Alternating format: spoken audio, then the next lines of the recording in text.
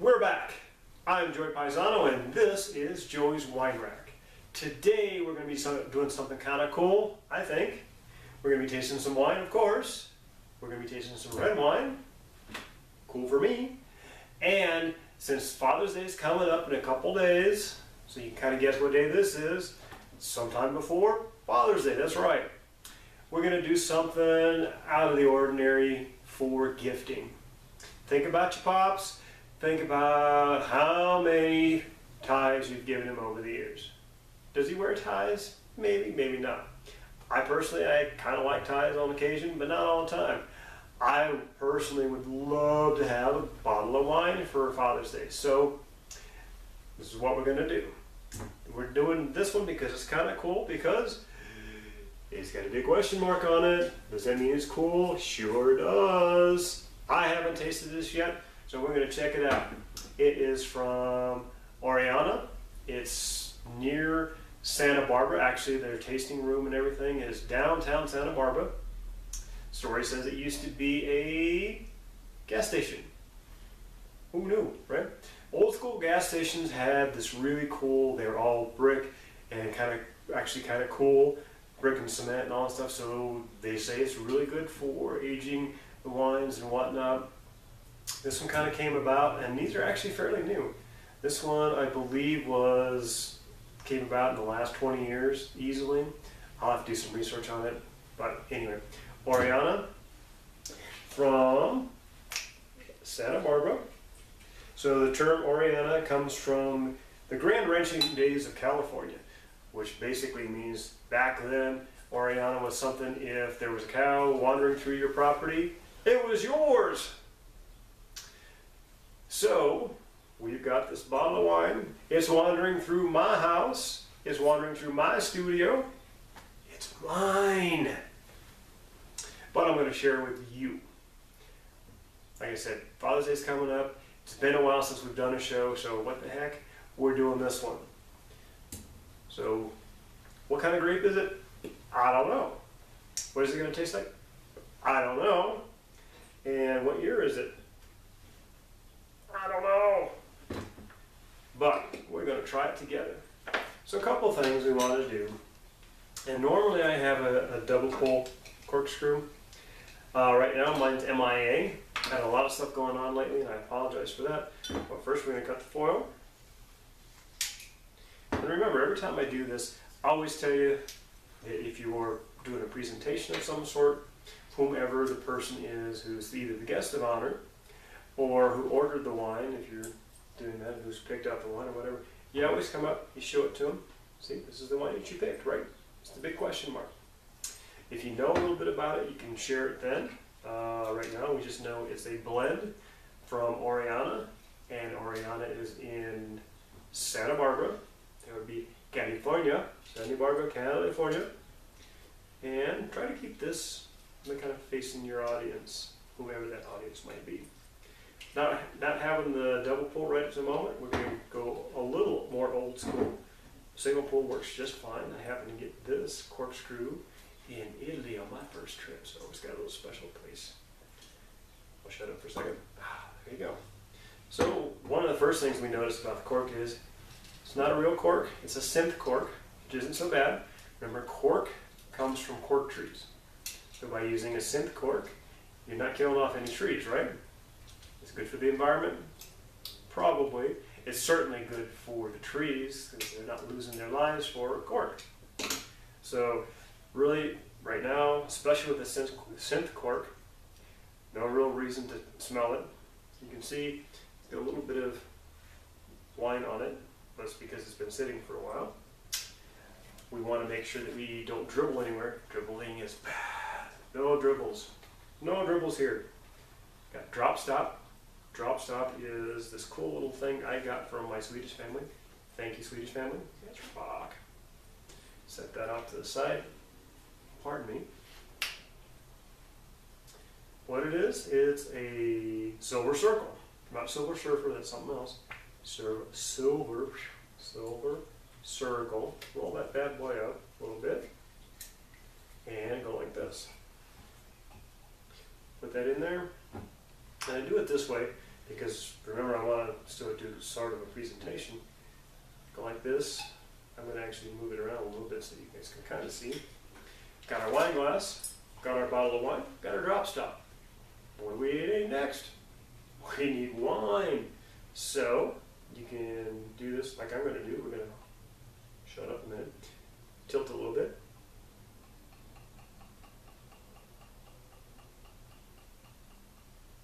First thing we notice, not a bad color. Not really quite as dark as I generally like them, but that's okay. So we let it do a little swirl, right? Not squirrel, swirl. And by doing that, what are we doing? We're aerating it, so we're getting some air into that wine so that you can better smell it. In fact, I can smell it coming off now already. Put my big nose in here. What do we smell? Touch of spice. Yes, it smells like wine. Which really is better than wet dog, because that's just never fun for anybody. Not a huge nose on it. Interestingly enough, I quite honestly I'd expect a little different, but that's not bad. So let's taste it. Give it a good smell again.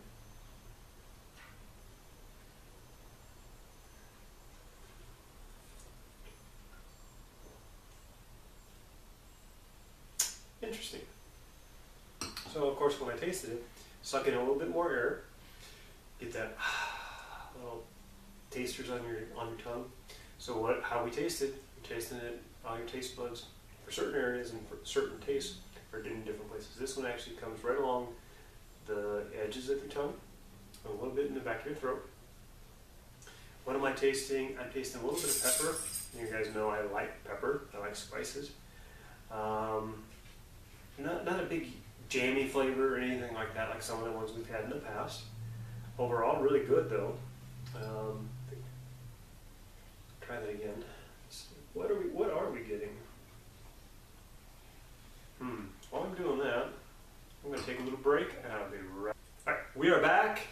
I did a little looking around. So I lied. Not a gas station, an old tire shop. Makes a difference. So you don't have all the gas stuff everywhere.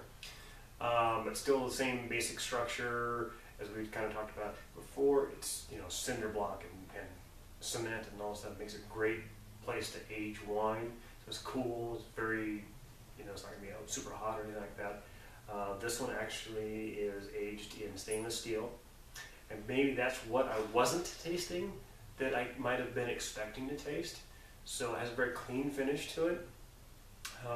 Danny Miles is the winemaker.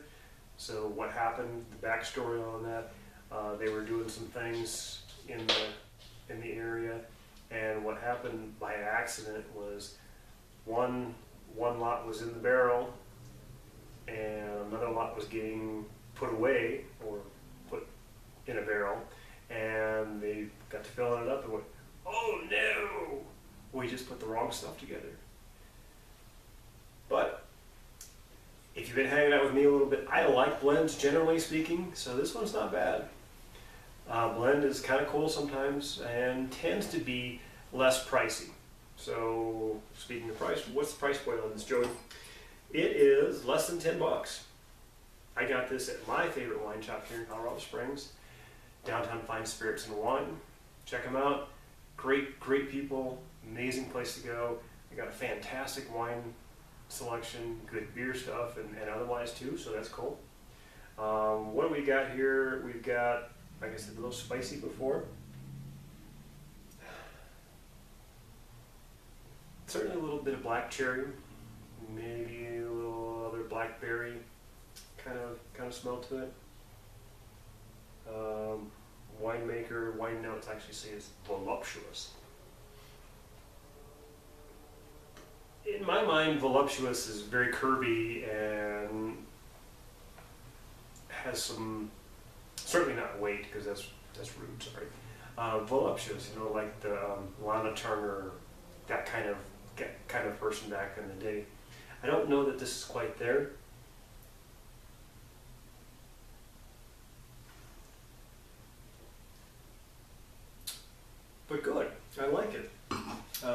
very, very drinkable, something that I wouldn't be ashamed of serving anywhere. But think about this. Is it going to be something you can drink on its own? Yes, certainly you can do that. Hang out on the patio. If it's 90 degrees like it is to here for us today, maybe not quite what you want to do. If you got an air-conditioned space, that's cool.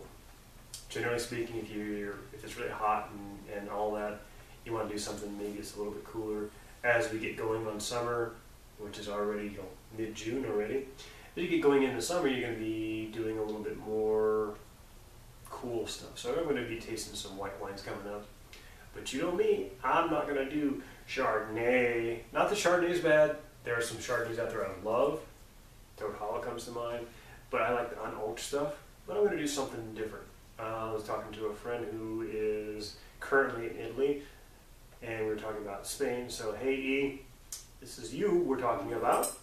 We're going to do some Amarino, which is fantastic. We'll probably do some Verdicchio, which is Italian.